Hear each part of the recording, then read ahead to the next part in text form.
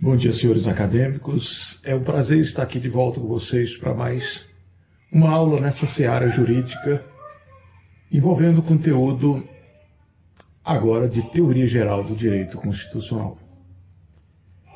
Inicialmente, importa esclarecer que trataremos aqui sobre qualificação doutrinária das Constituições Federais e, é claro, sobre o início desse processo que instaura a estruturação de uma nova Constituição por meio do poder constituinte originário, derivado, decorrente. Esperamos também aqui analisar sobre as cláusulas pétreas, que não podem ser alteradas, a não ser por uma nova ordem constitucional, enfim, uma revolução ou forma de governo diferente e outras tantas circunstâncias trabalhadas aí pela doutrina constitucionalista. Elas se fazem presentes no artigo 60, parágrafo 4º da Constituição Federal, deixando bem claro que os direitos individuais e coletivos, a tripartição de poderes, prevista no artigo 2º da Constituição Federal, assim como a forma federativa de Estado, o voto secreto, direto, não poderão ser alterados por meio de emenda constitucional, uma vez que estão previstas aí ao plano de cláusulas pétreas, aquelas que não poderão ser alteradas, a não ser quando instaurado esse poder constituinte originário. É o povo que detém esse poder constituinte para, por meio do voto, eleger uma Assembleia Nacional Constituinte, ali indicando os deputados federais e senadores que irão criar essa nova Carta Constitucional, essa nova Constituição, que apresenta aí essa sinonímia de Carta Magna, Carta Política, Lei das Leis, enfim, várias nominações que são apresentadas para a nossa lei maior, Constituição. E caminhamos, portanto, nessa perspectiva inicial desse poder constituinte que é ilimitado, autônomo, soberano, absoluto, intransferível. São qualidades, características que os doutrinadores apresentam, porque ele não pode ser transferido. Para ele não há limites. Ele vai instaurar uma nova ordem constitucional. E vamos analisando que, ao lado dele, caminha o poder constituinte derivado, com a finalidade de modificar a própria Constituição por meio de emendas. Nós temos aí outras circunstâncias, elementos, direitos, que poderão ser alterados por meio de emenda constitucional. E de lado outro teremos o chamado poder constituinte decorrente, que é aquele que é de origem das assembleias estaduais, aos estados para criar as suas próprias constituições e até reformá-las. Por muito tempo se caminhava a ideia de que esse poder decorrente também chegaria aos municípios. E ainda se observa muita anotação doutrinária nesse particular, mas apontamentos recentes exaltam que, uma vez que o município não teria, por assim dizer, uma Constituição, mas apenas uma lei orgânica, não teríamos essa possibilidade desse poder constituinte decorrente em favor dos municípios para se tratar da criação da lei orgânica e até a alteração dela. É assim que caminhamos nesse âmbito do poder constituinte instaurado para se criar uma nova Constituição, o reformador para alterar, o decorrente concedido aos estados para criar e alterar, mas há limitações para deflagração desse poder constituinte. Elas poderão ser circunstanciais, temporais, materiais, formais, implícitas, explícitas. Acabamos aqui de tratar do artigo 60, parágrafo 4º, ali tem limitações materiais explícitas, dizendo que emendas constitucionais não poderão alterar essas cláusulas pétreas ali definidas, como a forma federativa do governo brasileiro, a tripartição dos poderes, o voto secreto direto e os direitos individuais e coletivos que se afiguram ali no artigo 5º da Constituição Federal e seus incisos. Portanto, está aí uma vedação material explícita. De outro lado, nós vamos encontrar uma vedação formal. A Constituição Federal exige, para que seja alterado por meio de emenda, um critério formal, um procedimento de que esse projeto esteja aí assinado por no mínimo 1/3 dos membros da Casa, e para ele ser aprovado, exige uma votação bicameral em ambas as casas, de no mínimo 3/5 de cada membro que compõe essa Casa. Nós já dissemos, essa seria uma vedação formal, explícita, porque está no texto da Constituição. E caminhamos mais, nós vamos observar que existem vedações circunstanciais ou temporais. A nossa atual Constituição Federal de 5 de outubro de 1988, já ali no ato das disposições constitucionais transitórias, uma vedação de que a atual Constituição não fosse alterada antes de 5 anos. Ou seja, uma vedação temporal. Tanto é que nós vamos observando que tínhamos o direito de greve previsto ali no artigo 9º da Constituição, mas era uma norma de eficácia contida, que demandaria ainda a regulamentação por uma norma posterior. E aí está a diferença de norma de eficácia contida para norma de eficácia plena. A norma de eficácia plena, você lê, ela tem aplicabilidade imediata, segundo o seu texto já publicado e vigente. Mas nós teremos na nossa Constituição Federal diversas normas que ainda demandam uma regulamentação posterior, a exemplo do imposto sobre grandes fortunas previsto na Constituição e que muitos gostariam que fosse efetivado, mas não foi. Ainda está aí na pendência de uma norma regulamentadora. Mas voltando ao que nós aqui tratávamos por uma limitação constitucional temporal. Então havia essa previsão no ato das disposições constitucionais transitórias, nesse sentido de que apenas após 5 anos o texto da Constituição poderia ser alterado por meio de emendas. E assim se deu. Como aqui colocamos, o artigo 9º que trazia o direito de greve, só após 5 anos veio uma lei regulamentadora. Não vai poder ser articulado esse poder constituinte originário numa situação de beligerância, estado de guerra, defesa, de sítio, ou até de uma pandemia como a que tivemos aí com maior intensidade nos anos de 2020, 2021, 2022. Situações excepcionais que trazem essa vedação ou limitação circunstancial para a alteração da Constituição. Enfim, ainda se colhe da doutrina constitucionalista essas vedações chamadas explícitas ou implícitas para a alteração da Constituição ou deflagração do seu texto aí por meio de um poder constituinte originário ou derivado. Analisemos, pois, que a vedação explícita é aquela que, com toda força, exalta os nossos olhos pelo texto presente na Constituição.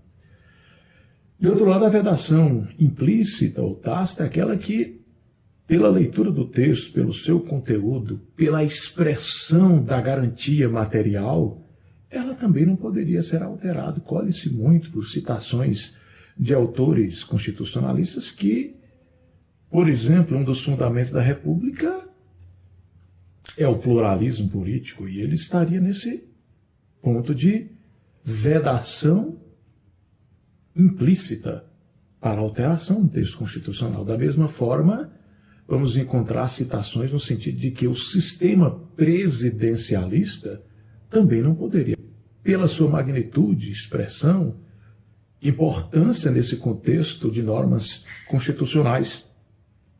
E ele também se afiguraria aí nesse plano de cláusula pétrea implícita ao lado do pluralismo político que se afigura ali no artigo 1º da Constituição Federal, com os fundamentos da República. Em que pese eu ter lembrado aqui que o artigo 60 da Constituição Federal, no seu parágrafo 4, apresenta aí um rol chamadas cláusulas pétreas que não poderiam ser alterados por meio de emendas. Não obstante, vamos verificando que a emenda constitucional número 45 de 2004 promoveu a inserção do parágrafo 3º no artigo 5º da Constituição. É verdade. E ali se faz presente o teor de que, havendo garantias de direitos humanos no ato internacional, tratado, convenção, da qual o Brasil é signatário, esta garantia seria recepcionada pela Constituição após a aprovação pelo Congresso Nacional, uma votação bicameral, ou seja, em ambas as casas, com no mínimo 3/5 de votos, ou seja, o quórum aí de 3/5, tanto na Câmara de Deputados Federais como no Senado.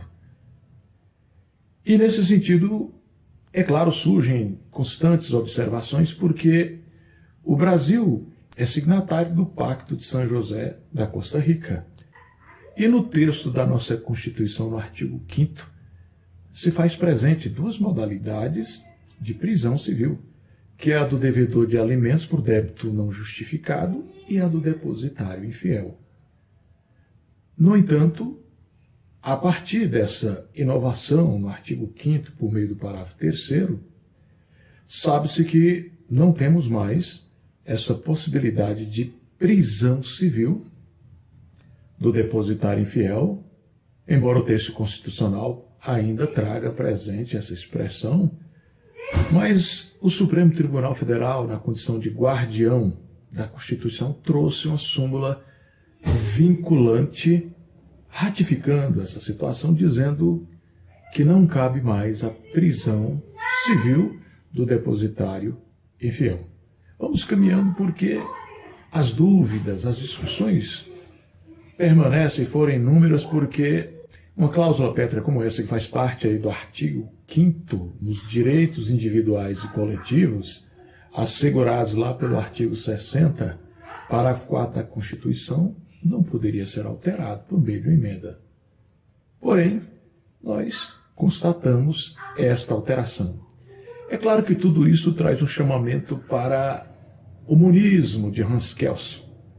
Essa teoria monista de Hans Kelsen, nesse plano de normas internacionais acima da Constituição de cada país, sem que com isso os países estivessem abrindo mão da sua soberania, ou seja, de serem respeitados internamente por suas normas, conjunto de normas, seu ordenamento jurídico, essas relações internacionais que nós estamos vivendo no mercado mundializado, uma nova ordem mundial em que todos os países estão querendo entabular negócios, transações comerciais, e é claro, isso vai depender, acima de tudo, de regramentos internacionais, dos atos, tratados e convenções internacionais. Então, os países estariam abrindo mão temporariamente da sua Constituição ou até regramentos internos para que fossem regidos por uma norma acima da sua Constituição. Com isso, não estariam abrindo mão das suas soberanias, mas assegurando a possibilidade de venderem, adquirirem produtos, promoverem importações, exportações, esse comércio internacional. Os países precisam articular as suas economias, principalmente no mercado externo. E, de outro lado, que o mercado interno esteja bem, produzindo produtos nessa possibilidade de vender, exportar.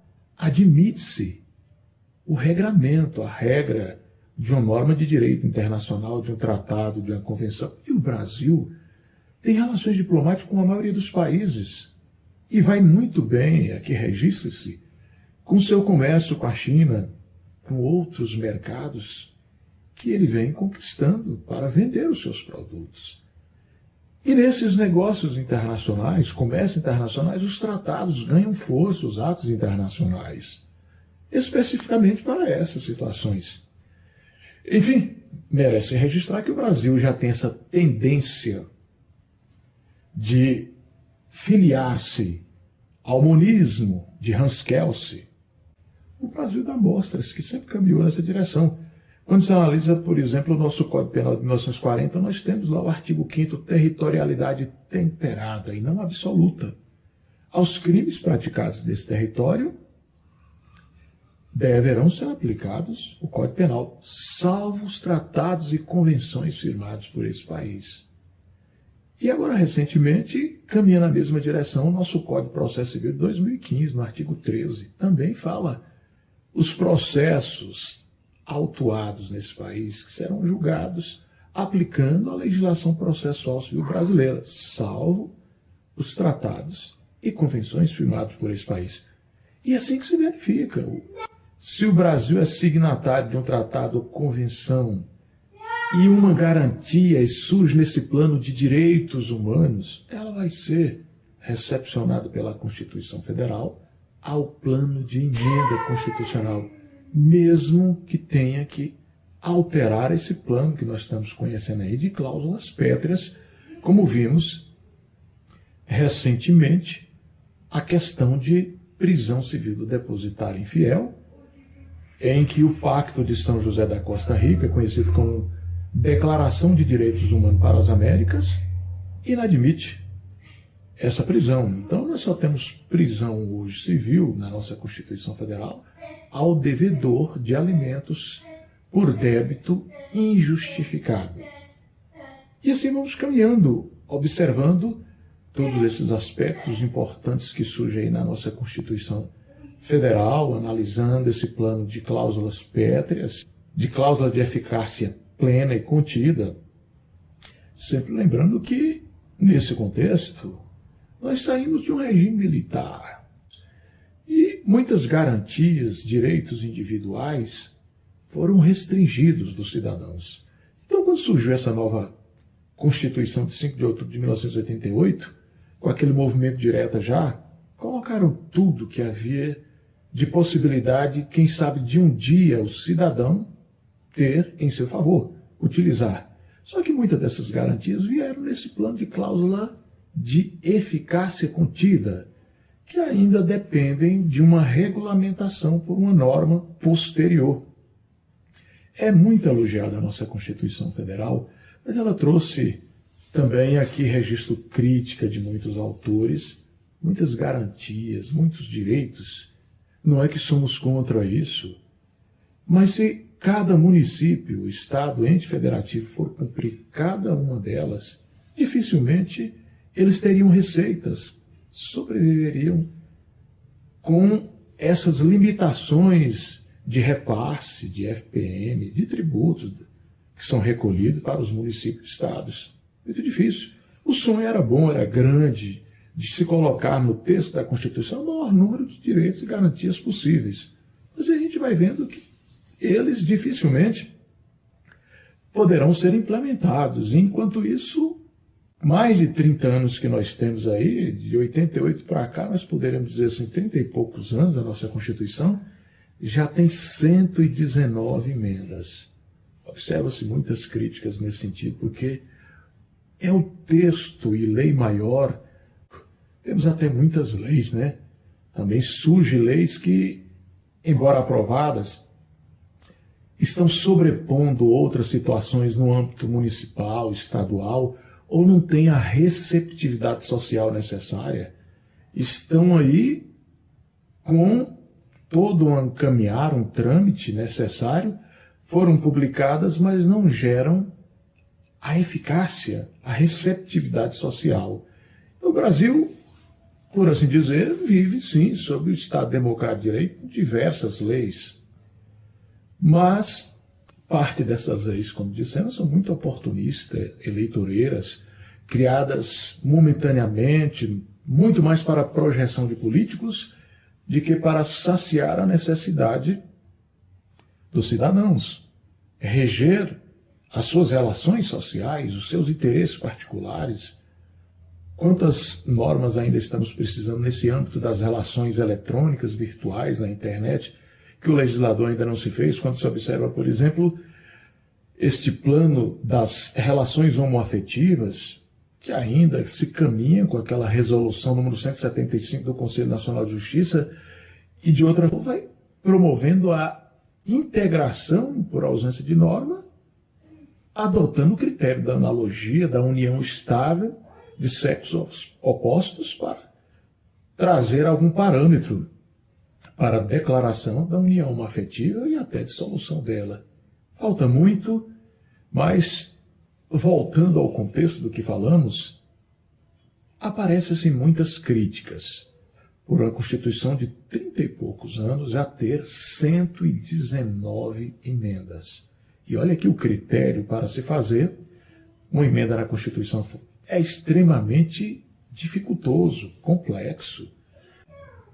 Para se alterar a Constituição Federal por meio de uma emenda, como nós dissemos, é preciso que o projeto de lei dessa emenda tenha coletado a assinatura de, no mínimo, 1/3 da casa, e mais do que isso, que para ser votado esse projeto tem que se articular uma votação bicameral que se tenha um quórum mínimo, critério de votação mínima de pelo menos 3/5 em cada casa, na Câmara de Deputados e 3/5 no Senado. Então, exige muito, cobra-se, para exatamente manter essa segurança das relações jurídicas. É claro que se sabe que a sociedade está em total e constante mutação, novos interesses, novos manifestos, mas é importante resguardar um mínimo de segurança jurídica no ordenamento, porque quando altera 119 vezes um texto de uma Constituição Federal, isso já se personalizou. Esse texto já não possui a mesma característica originária, não, já foi totalmente alterado. E mais do que isso, os reflexos, as repercussões, cada vez que se cria uma emenda dessa, vai alterar as normas infraconstitucionais, o impacto disso para as editoras, enfim, para todos aqueles que estudam e que têm suas obras, que vão tendo que jogar isso fora, porque opera o texto constitucional, a norma infraconstitucional tem que estar em total sintonia com essa espinha dorsal, esse vértice do ordenamento jurídico, que é a lei maior, a nossa Carta Magna vigente.